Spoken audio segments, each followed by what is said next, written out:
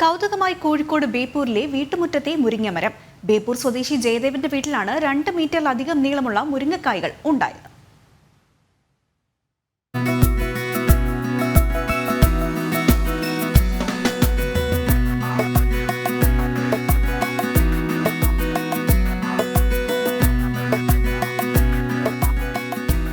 വർഷത്തിൽ ഏകദേശം 100 കിലോയിലധികം മുരിങ്ങക്കായകളാണ് ജയദേവനെ ഈ ഒരൊറ്റ മുരിങ്ങമരത്തിൽ നിന്ന് ലഭിക്കുന്നത്. സാധാരണ മുരിങ്ങക്കായകളുടെ ഇരട്ടിയിലധികം നീളമാണ് ഓരോ കായ്കൾക്കും ഉള്ളത്.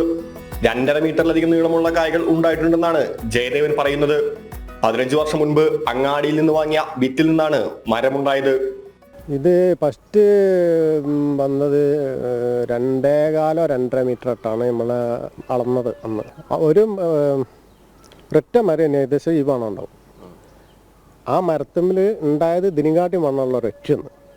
അത് നിലമുട്ടാനൊക്കെ ആയപ്പോൾ ഇത് കഴിക്കാൻ നല്ല ടേസ്റ്റാണ്. ഒരു സ്പോഞ്ചും ഒരു എന്താ പറയുക പഞ്ഞി പോലെയാണ്. പെട്ടാതെ വേവൊന്നും ഉണ്ടാവില്ല. പെട്ടെന്നാവും ഏത് ചെറിയ കുട്ടികൾക്കും കഴിക്കാൻ പറ്റുന്ന ഒരു കുളത്തിലാണ്.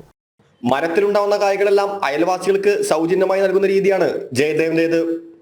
ജനം, കോഴിക്കോട്.